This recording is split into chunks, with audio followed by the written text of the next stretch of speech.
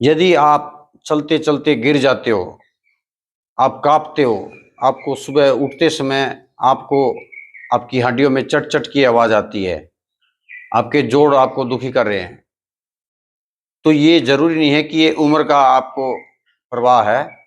ये प्रभाव आपके विटामिन्स, मिनरल्स की कमी की वजह से भी हो सकता है।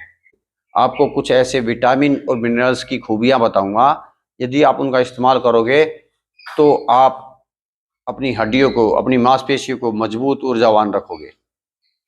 तो विटामिन डी हमारे शरीर के लिए बहुत ज़्यादा फायदेमंद है। विटामिन डी3 इसमें होता है।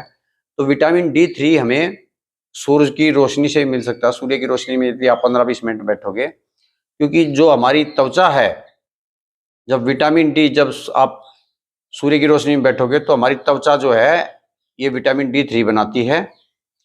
तो इस त्वचा का ध्यान रखने के लिए आपको आपको साबुन का, आपके शैम्पू का कम इस्तेमाल करना चाहिए। आपको नेचुरल जो क्लींजिंग, आपको आपकी त्वचा को नेचुरली जो प्राकृतिक रूप से साफ करें, डस्ट फ्री करें, दूषित से दूर रखें, आपको मुल्तानी मिट्टी का इस्तेमाल करना चाहिए। मुल्तानी मिट्टी हमारे शरीर को साफ करने के लिए एक प्राकृतिक साधन है, हमारी त्वचा को साफ करने के लिए, क्योंकि हमारी त्वचा में छेद होते हैं, छिद्र होते हैं। यदि वो बंद हो जाएंगे, हमारी त्वचा खराब हो जाएगी ज़्यादा साबुन इस्तेमाल करने से या ज़्यादा शैम्पू इस्तेमाल करने से, तो हमारी त्वचा में विटामिन डी3 नहीं बन पाएगा सूरज की रोशनी में। तो उसके लिए आपको, यदि मुल्तानी मिट्टी आपको अच्छी नहीं लगे, तो आप बेसन लीजिए और बेसन में थोड़ा सा चुटकी भर हल्दी और चुटकी और थोड़ा बहुत उसमें दही या लस्सी मिला लीजिए। उसको भी पेस्ट को लगाओगे और कुछ देर रखोगे, उसको फिर बाद में साफ कर लेना, धो लेना। ये भी हमारे स्किन, त्वचा को साफ करने के लिए बहुत अच्छा माध्यम है, प्राकृतिक माध्यम है। विटामिन डी3 के लिए आप दूध, दही, मिल्क कर्ड जो होते हैं, ग्रीन वेजिटेबल्स होती हैं, और जो होल ग्रेन होता है, स्प्राउटेड आपका मूंग, चना, उनको अंकुरित अनाज खाइए, वो बहुत ज़्यादा अच्छा होता है इसके लिए। इसमें विटामिन बी12 बहुत ज़्यादा जरूरी फिर हमारे लिए, दूसरा विटामिन बी12 बहुत ज़्यादा जरूरी है। विटामिन बी12 जो है, यदि आपके मसल्स में सुन्नपन है, झंझनाहट है, कमजोरी है, आप चलते हुए, सीढ़ियाँ चढ़ते हुए थक जाते हो, बहुत जल्दी थकान होती है, जबकि आपने पिछली रात बहुत अच्छी नींद ली थी, आराम किया था, कोई बहुत ज़्यादा काम भी नहीं किया उसके बावजूद भी, तो इसका मतलब क्या है, आपके अंदर विटामिन बी12 की बहुत ज़्यादा कमी है। विटामिन बी12 जो है नर्वस सिस्टम के लिए और नर्वस सिस्टम का मसल्स के साथ, मांसपेशियों के साथ कोऑर्डिनेशन बहुत ज़्यादा जरूरी है। आप जैसे चलते चलते गिर जाते हो, लड़खड़ाते हो, तो इसका मतलब क्या है कि आपकी मसल्स और ब्रेन्स के, नर्वस सिस्टम के बीच में जो कोऑर्डिनेशन होता है, जो जो सिग्नल काम करते हैं, वो प्रॉपर नहीं काम करे, तो उस मसल्स और नर्वस कोऑर्डिनेशन के लिए भी विटामिन बी12 का होना बहुत ज़्यादा जरूरी है। तो इसके लिए आप दूध, दही, घी और ग्रीन वेजिटेबल्स लो, वो बहुत ज़्यादा फायदेमंद रहेगा। विटामिन सी हमारे कोलेजन नाम के प्रोटीन बनाने में बहुत ज़्यादा फायदेमंद है। तो कोलेजन प्रोटीन की यदि कमी हो जाएगी, तो आपके कार्टिलेज जल्दी घिस जाएंगे। आपकी जो मांसपेशियां हैं, आपकी मांसपेशियों को, जोड़ों को जो रस्से की तरह बांध के रखते हैं, तो विटामिन सी की कमी से आपके जो मांसपेशियां हैं, उनकी जो जोड़ हैं, वो भी कमजोर हो जाएंगे, जिससे आपको जल्दी थकान होगी, आपसे चलने, उठने में, बैठने में आपको बहुत ज़्यादा तकलीफ होगी।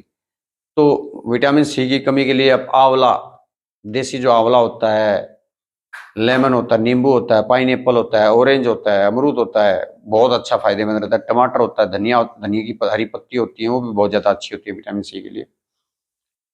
फिर इसमें चौथा जो विटामिन होता है, जो बहुत ज़्यादा जरूरी है आपके लिए, विटामिन के2। तो विटामिन के2 एक ट्रैफिक सिग्नल की तरह काम करता है। आप कैल्शियम ले रहे हो, आप कैल्शियम रिच भोजन ले रहे हो, लेकिन वो कैल्शियम जरूरी थोड़ी ना है कि वो कैल्शियम आपकी बोन्स में जा रहा है। वो कैल्शियम हो सकता है कि आपको अंदर पथरी बना रहा हो, या हो सकता है वो कैल्शियम आपके ब्लड स्ट्रीम में रह जाए, आपके जोड़ों में वो कैल्शियम जमा होके, डिपॉजिट होके आपको गठिया बना दे, आपको अर्थराइटिस कर दे। तो विटामिन के2 बहुत ज़्यादा ज़रूरी है। तो विटामिन के2 के लिए आप फर्मेंटेड फूड खाइए, दही खाइए, घी खाइए, आप अचार खाइए, देसी अचार हो उसको खाइए, वो फर्मेंटेड के लिए बहुत अच्छे है। आप इडली डोसा भी बहुत अच्छे होते हैं, इसमें कांजी होती है वो बहुत अच्छी होती है, तो आप इनको इस्तेमाल कीजिए। विटामिन की 2 भरपूर मात्रा में मिलेगा आपको। पांचवा होता है मैग्नीशियम।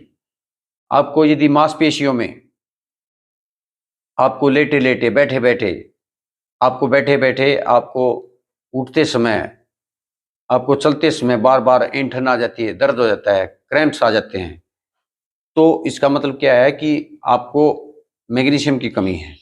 मैग्नीशियम हमारे मसल्स की इलास्टिसिटी, मांसपेशियों को इलास्टिक, उनको उनमें जो लचीलापन है उसको बनाने के लिए मैग्नीशियम की बहुत ज़्यादा ज़रूरत है। यदि आपकी मसल्स में, जब आपको ज़रूरत है, आपकी मसल्स जो हैं वो अब दोबारा अपनी पोजीशन पे नहीं आती, तो इलास्टिसिटी कम है मसल्स में, वो जिस तरह से सिकुड़ना चाहे नहीं सिकुड़ पा रही हैं, जिस तरह से वो अपनी पहले वाली फॉर्म में नहीं आ पा रही हैं, तो इसका मतलब क्या है, आप में मैग्नीशियम की कमी है। तो मैग्नीशियम के लिए आप ग्रीन वेजिटेबल्स खाइए। मूंग दाल बहुत अच्छी होती है इसके लिए, बाजरा बहुत अच्छा होता है इसके लिए। इसके लिए आप अंकुरित अनाज खाइएगा, मूंग, चना, गेहूं, उनको अंकुरित करके खाइए, उसमें भी मैग्नीशियम बहुत प्रचुर मात्रा में होता है। आप नॉन वेज से भी ले सकते हो, लेकिन ये वेज बहुत अच्छा होता है। विटामिन ई, विटामिन ई आपको जो है, विटामिन ई की यदि आप में कमी हो जाएगी तो आप में वीक ब्लड फ्लो होगा। ये एंटीऑक्सीडेंट का काम करता है। विटामिन जो है आपके सेल्स पे डायरेक्ट काम करता है।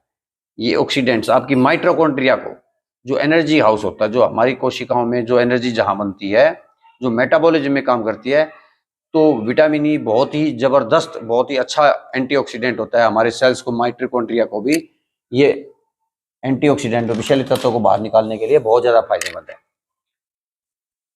तो इसमें आप स्प्राउट्स ले लीजिएगा। स्प्राउट्स, अंकुरित अनाज में बहुत ज़्यादा आपको विटामिन ई मिलेगा।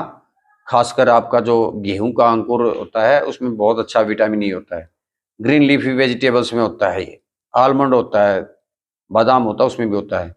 ये आर्टरी वेसल्स की ब्लड फ्लो के लिए भी बहुत अच्छा है। तो आप इनको इस्तेमाल कीजिए, बहुत ज़्यादा फायदेमंद रहेगा।